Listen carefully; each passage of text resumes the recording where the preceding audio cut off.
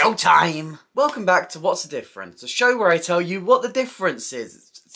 It's still not a hard concept to grasp. It's been a while, mainly because making these videos takes a lot out of me, but I knew I had to return bigger and better. And I wanted a challenge, and guys, I think I found it to the point where I may be splitting this into 2 videos. I'm making a slight exception from my usual rules on this series, and I'm going to be talking today about Beetlejuice, both the film and the stage musical, because these differ almost completely. I mean, Beetlejuice did a very rare and brave thing where they did, in their own words, a bold departure from the original source material. So what exactly did Beetlejuice change, and how do these changes affect the musical? Let's find out. But if you haven't seen my face before, hi, I'm Ellie. I talk about theatre. I do reviews, I do discussions, I do video essays, and if any of that sounds interesting to you, please consider hitting like and subscribe. It really helps me out and helps out the channel. And I'm also glad to let you know that this video has been sponsored by the British Youth Music Theatre. British Youth Music Theatre camps are fun-filled 6-day residential stays, providing creative training for anyone aged 11 through to 17. They help young people explore and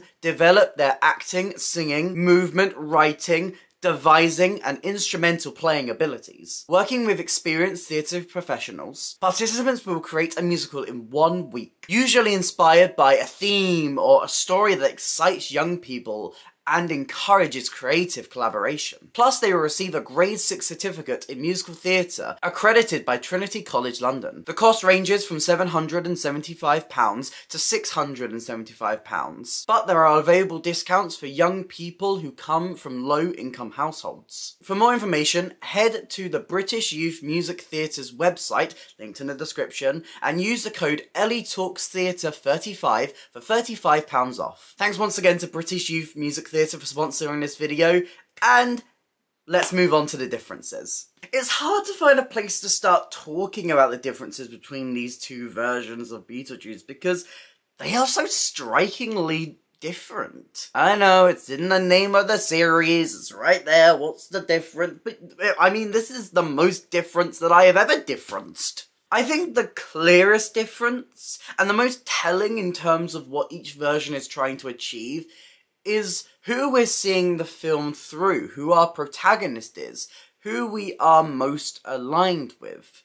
With the film, this is the Maitlands, and with the musical, they switched this to be more focused on the gothy teen Lydia and Beetlejuice. Having a different set of characters that you're most aligned to changes a lot in a piece of media. Switching the lead from the more normal and adult Maitlands to Lydia shows that the musical was going for more of that teen audience. I think that this one change, this one adjustment, has such a big domino effect through the entirety of the musical.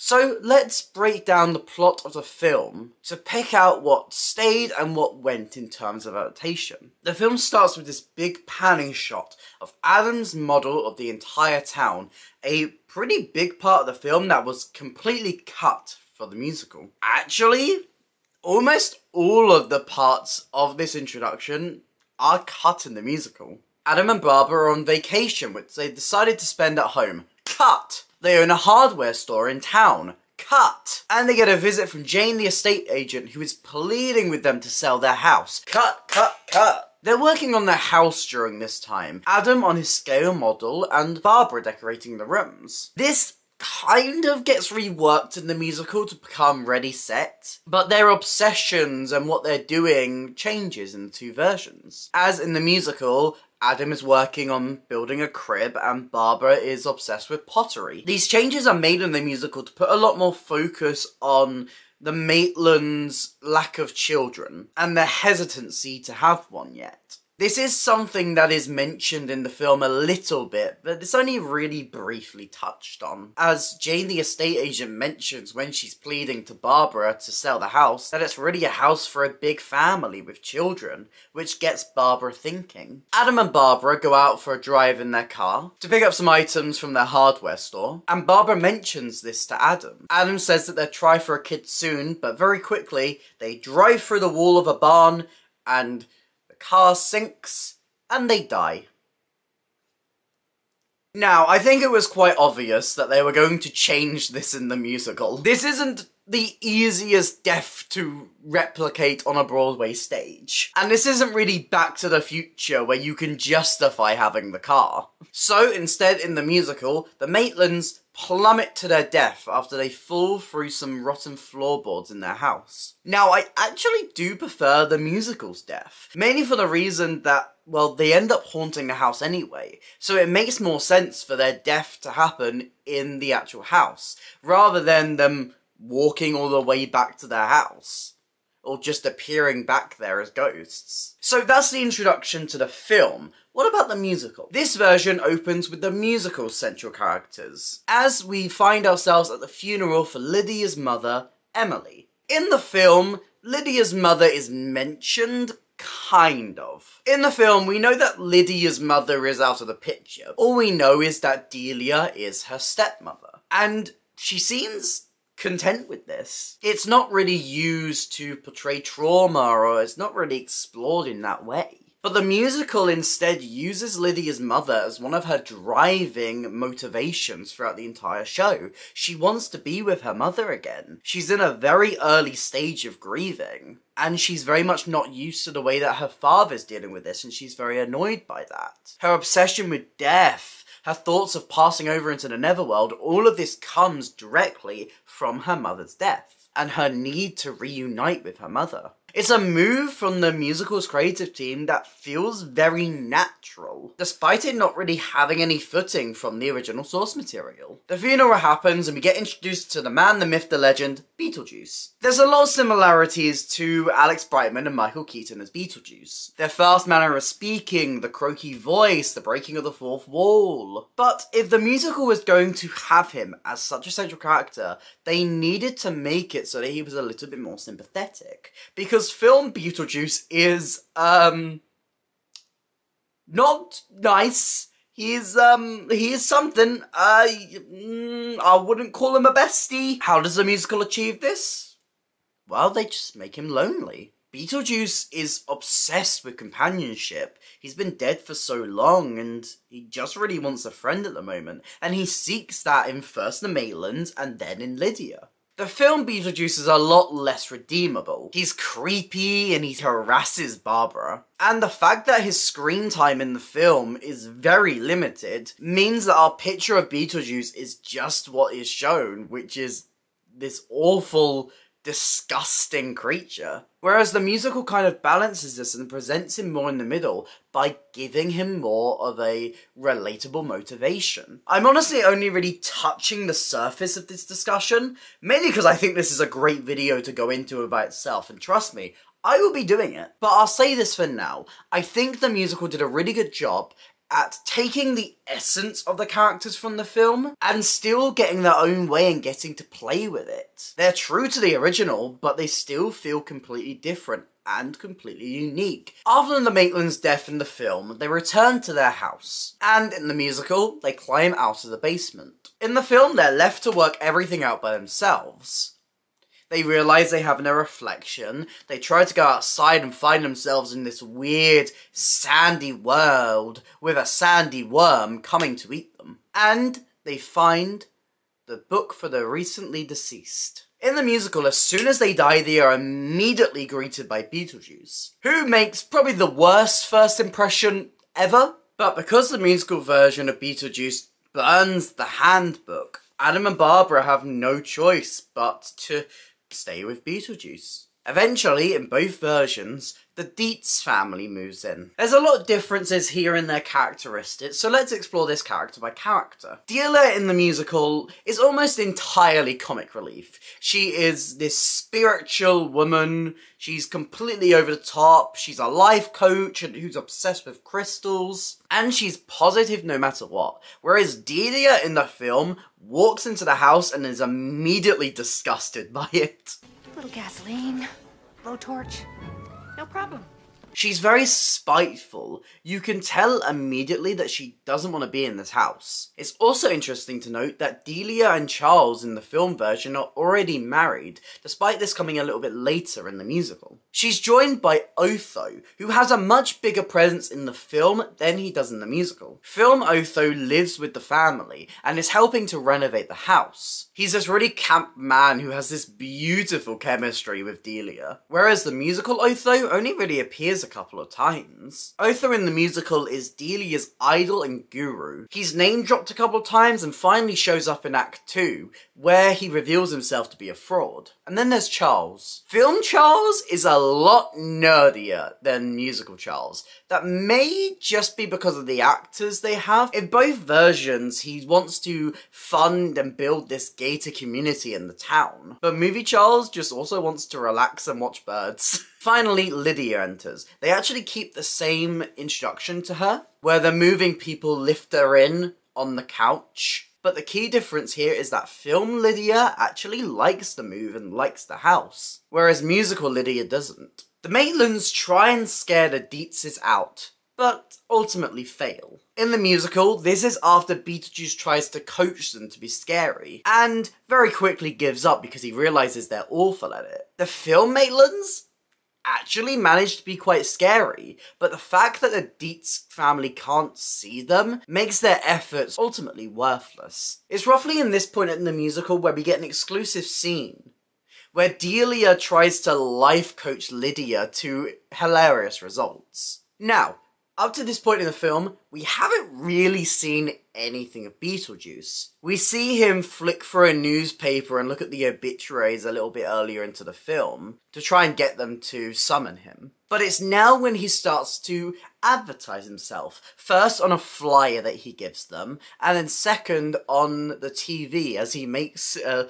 advertisement to them. But the Maitlands are still stuck in the attic. They've locked the door so that the family can't come in. But Lydia notices them in the window and tries to use a skeleton key to get up into the attic, but the Maitlands manage to keep her out. Being unsure what to do, they turn to the handbook, and this is when they first go to the Netherworld. The Netherworld is another concept that appears in both versions, but is very, very different. In the film, it's presented as this very boring and mundane DMV-esque office. It's packed to the brim with dead people, but here is where they meet their caseworker, Juno, who tells them that they need to scare the Deetzes out of their house. She also warns them of Beetlejuice. She gives a little bit of backstory on Beetlejuice here. We learn that he used to be her apprentice, but he eventually went rogue and is now advertising himself as a bioexorcist, but he's reckless and dangerous,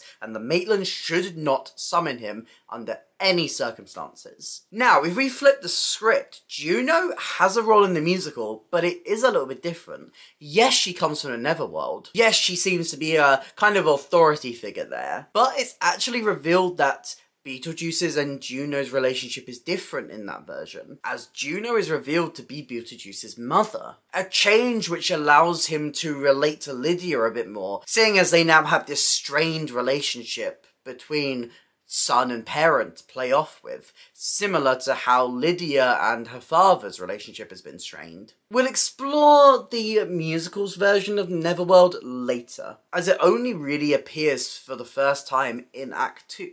In the film, while Barbara and Adam are in the Netherworld, Lydia manages to get into the attic, and here she finds the handbook for the recently deceased. She looks through it. She reads a bit of it, which is actually very contrasting to the musical, where no living person can actually open the handbook. Here I get to talk about a couple of things that the musical did a really good job at neatening up, and that is the rules. This is one of the big examples of it, because if there was just a random book laying around that anyone can read, don't you think we would have found out that ghosts exist a little bit earlier than Barbara and Adam? Are you seriously telling me that every single dead person did a really good job at hiding this book? It makes more sense that the book is a little bit more supernatural as well. But because of how much the film relies on living people reading the handbook, this one rule change has a lot of implications and a big domino effect that changes a lot of the plot between the two versions. Another big example of a rule change that helped neaten things up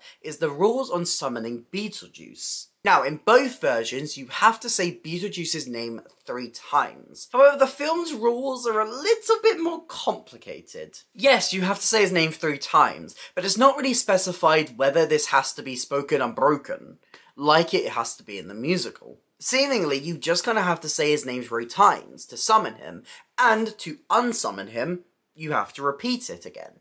And the film also states that he can be summoned by anyone, living or dead. The musical opts for making it just to summon him, and adds the fact that it needs to be 3 times in a row in an unbroken sentence. This slight adjustment just makes these rules feel a little bit clearer. It's a very good change. In both versions, the Maitlands decide to haunt the house by themselves.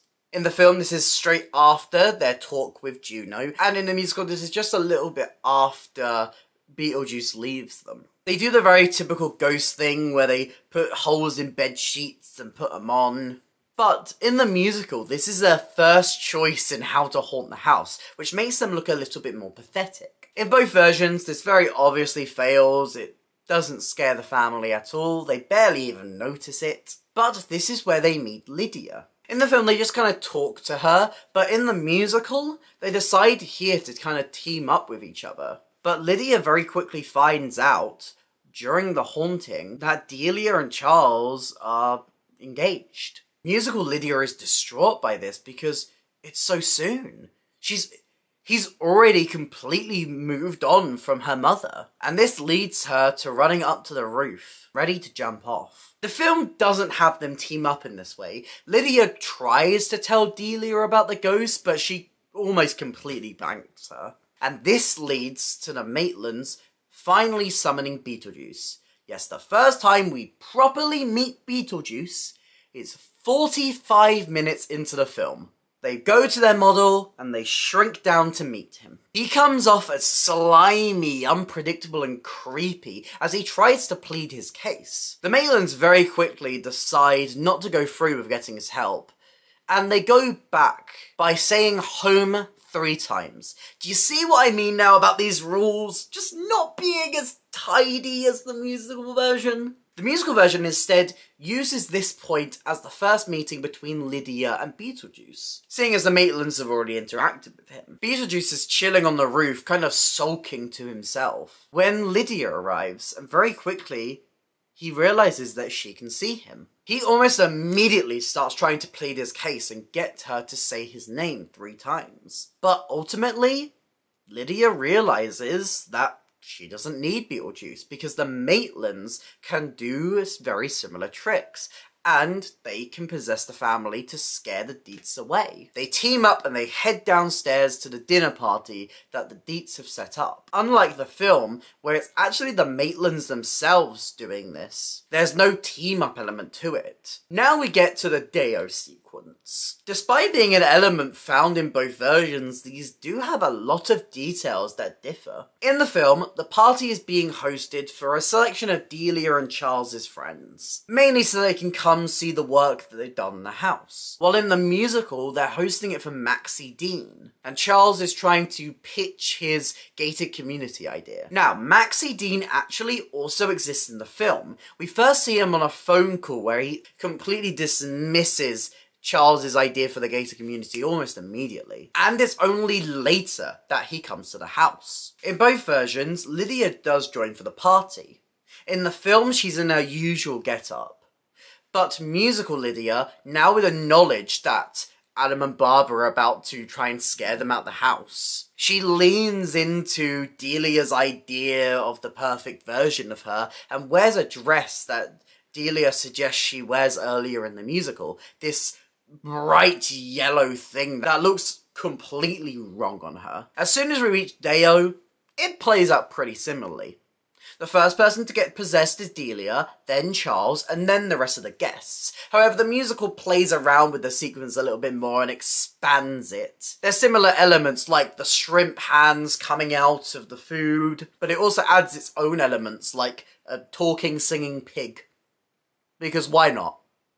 In both versions, they end up being quite pleased with this. Maxie Dean in the musical claiming a genuine haunted house would make them a fortune, which leads Lydia to get frustrated and she decides to summon Beetlejuice. Bim bam boom, they're all kicked out of the house, end of Act 1. In the film, it's actually the Maitlands who summon Beetlejuice here. Adam and Barbara rush back up to the attic after their haunting, overjoyed with their disruption, only to be interrupted by Lydia, who tells them that the Deetzes want to talk to them. Charles and the rest of the party are downstairs raving about the experience, saying it felt like an amusement park and it was so fun. But the rest of the partygoers leave very quickly as Lydia brings the news that Adam and Barbara don't want to come down. Delia, Otho and Charles rush upstairs to the attic, where Adam and Barbara are nowhere to be found. But Otho manages to find and steals the handbook for the recently deceased. You see, the musical really nerfed Otho's presence in the story, and honestly, I miss this absolute gay icon. He is my favourite. I love him. He is camp as tits, and justice for Otho, everyone. Justice. Hashtag justice for Otho. As the Deetz leave the attic, Beetlejuice is summoned, and Beetlejuice, formed as a snake, starts to torment everyone in the house. He wreaks havoc, and he almost kills Charles, but Barbara stops him very quickly by saying his name 3 times again, before he can touch Lydia. Lydia may be unmaimed physically, but emotionally she is scarred, and she runs away crying, frustrated with the Maitlands. At this point, we are about halfway through both the film and the musical. And honestly, there are so many changes with this that I'm splitting this into 2 videos. There are so many changes between the musical and the film in Act 2, as the musical very much goes in its own direction, that it needs its own video. So, if you want to catch that, make sure you subscribe. It'll be coming out next week, hopefully. I don't know. Look, these videos take me a long time to make. So, what change were you most interested in? Were there any changes that I missed? Let me know all of your thoughts in the comments down below. If you did enjoy this video, please consider hitting like and subscribe. It really helps me out and helps out the channel. There's some links to my other videos on screen right now, and a link to my Instagram if you want to drop me a follow over there. But that's it for me today, and I'll see you next week for part 2. Bye!